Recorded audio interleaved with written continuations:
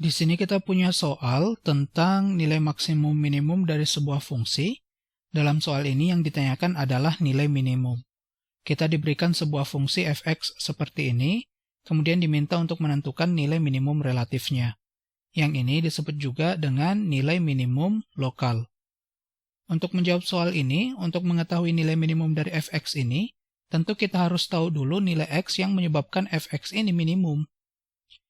Yang mana nilai x itu kita bisa cari dengan menentukan nilai x yang menyebabkan turunan dari fungsi fx ini sama dengan 0.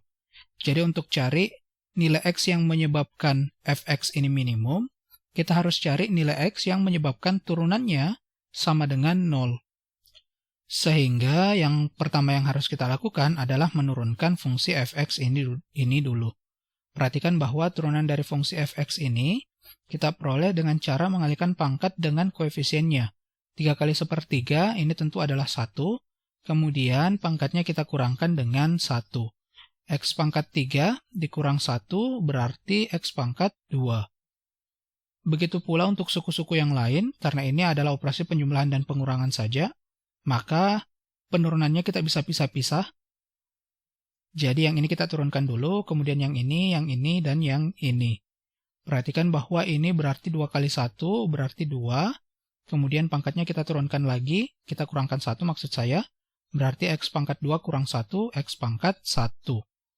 Kemudian ini sama dengan 3, kemudian ini ingat bahwa 4 ini sama dengan 4X pangkat 0, yang mana kalau 0 kali 4 tentu sama dengan 0, dan berapapun X-nya ini, X-nya sama dengan pangkat minus 1, ini tentu tetap sama dengan 0. Sehingga di sini tidak kita tuliskan lagi. Kemudian ingat bahwa turunannya ini harus sama dengan 0. Jadi kita ingin cari nilai X yang menyebabkan fungsi ini menjadi, maksud saya persamaan ini, menjadi persamaan yang nilainya sama dengan 0. Di sini 2X kurang 3. Ingat bahwa ini adalah persamaan kuadrat yang mana kita bisa cari akar-akarnya dengan cara mencari dua nilai yang ketika dikalikan dapat minus 3, tapi ketika dijumlahkan dapat minus 2. Nilai yang cocok tentunya adalah minus 3 dan 1. Jadi di sini X kurang 3, X tambah 1. Minus 3 kali 1 minus 3, minus 3 tambah 1 minus 2.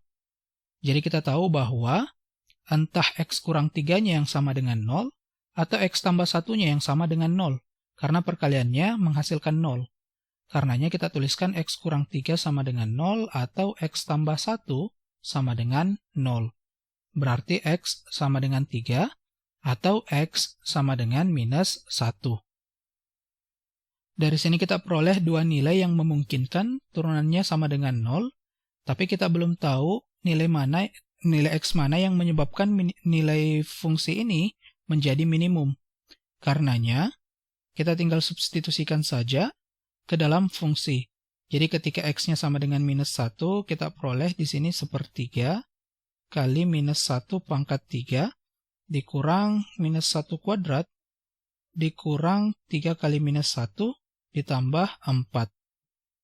Ini tentu karena pangkatnya ganjil, kemudian ini negatif, nilainya tetap negatif. Sehingga ini minus 1/3. Kemudian ini pangkatnya genap, ketemu dengan negatif, maka tandanya berubah menjadi positif. Tapi ketemu negatif lagi, jadi minus 1. Negatif menjadi positif, kemudian seperti ini. Sehingga kita peroleh 4 kurang 1, 3, tambah 3, 6, berarti 6 kurang 1/3. Ini tentu sama dengan 5, 2/3.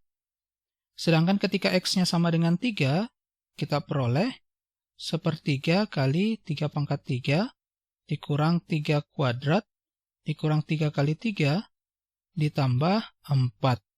Tentunya ini sama dengan 9 kurang 9 kurang 9 tambah 4, yang mana sama dengan negatif 5.